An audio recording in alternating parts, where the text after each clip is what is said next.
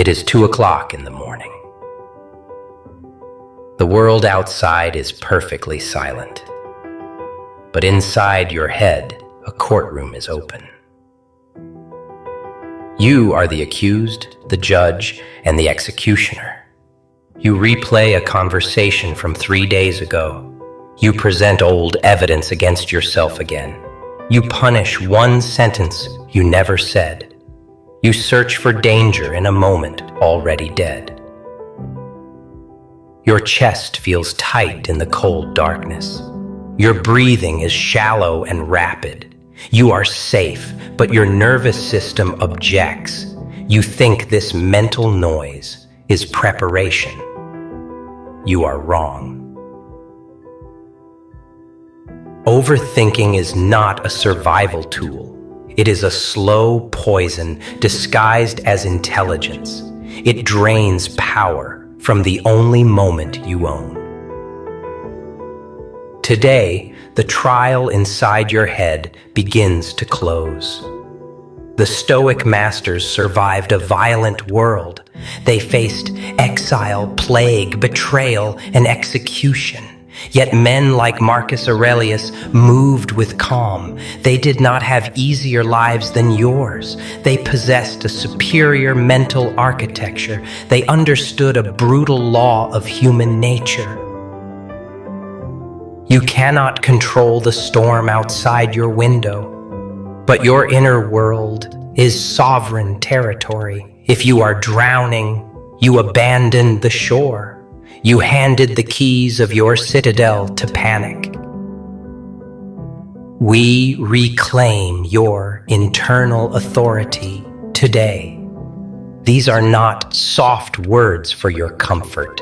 These are protocols for command under pressure. Stop being a helpless prisoner to your thoughts. The first habit is the brutal division of reality. Every inner trial begins with false jurisdiction. You are exhausted because you fight in foreign territory. You bleed energy over variables you do not own.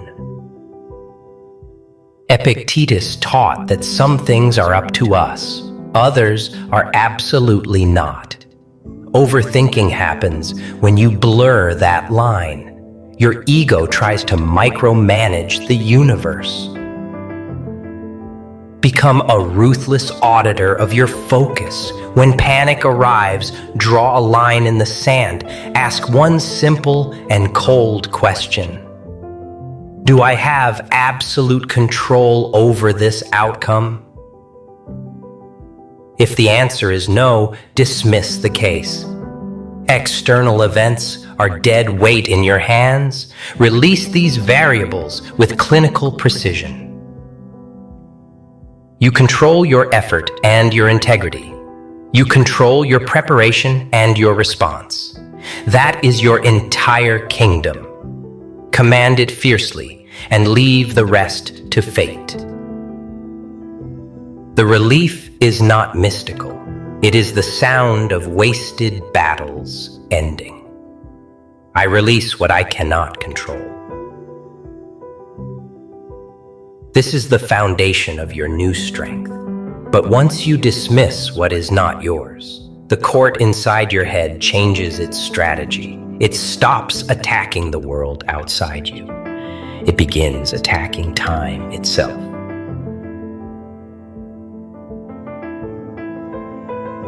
Fear is just data you forgot to observe. The second habit is the amputation of time. The courtroom stays open through time travel.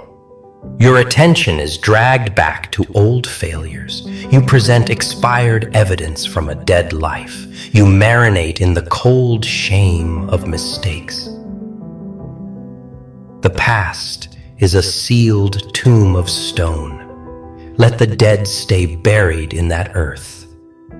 The future is a charge that has not happened. It has not arrived and does not exist, yet you let it tax your nervous system today. Your real life slips through your tired fingers. Seneca wrote that we suffer more in imagination. Most monsters under your bed never actually bite. Confine your awareness to this immediate wooden desk. What is the task directly before your eyes? What is the very next physical action required?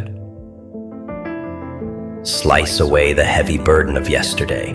Burn the terrifying phantoms of a fake tomorrow. You possess enough strength for one single moment. The third habit is to strip the adjectives.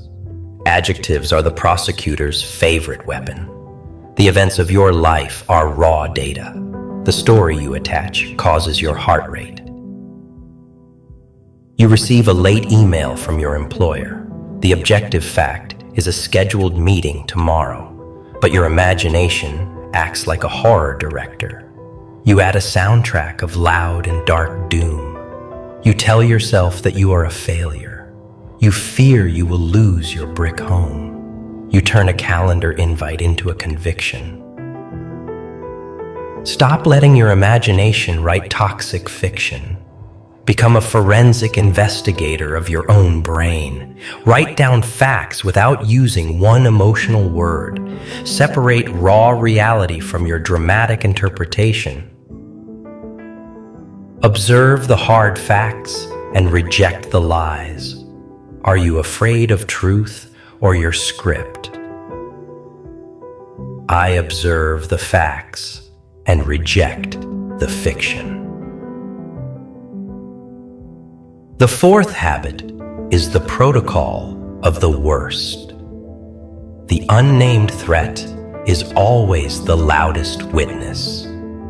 Avoiding it gives it a larger voice. Walk directly into the center of the storm. Visualize the absolute worst case with cold eyes. Imagine the project fails and you lose money.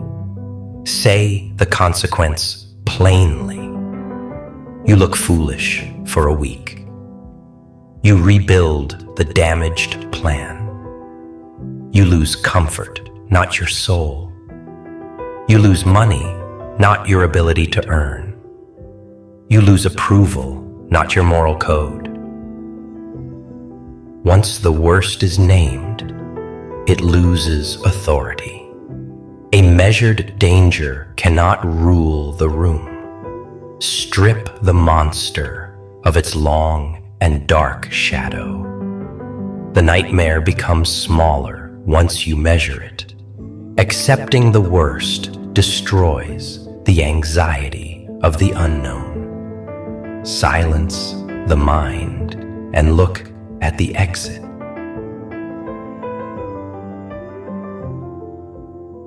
The fifth habit is to sever the hunger. Overthinking is often a silent trial for status. You edit a text message to sound untouchable. You rehearse your face before entering a room. You delay a choice because someone may judge it. You fear the opinion of people who barely know themselves. Your mind keeps summoning an imaginary jury. Worse, you borrow their eyes and use them to convict yourself. Marcus Aurelius noted the tragic irony of ego. We love ourselves, but value others' opinions more. Fire the jury living inside your skull. The people you fear are busy defending their own image. They are not studying your every small step. They are trapped in their own private hearings. Let them misunderstand your private path.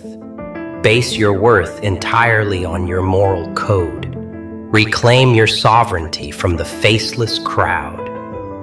My worth does not require their applause.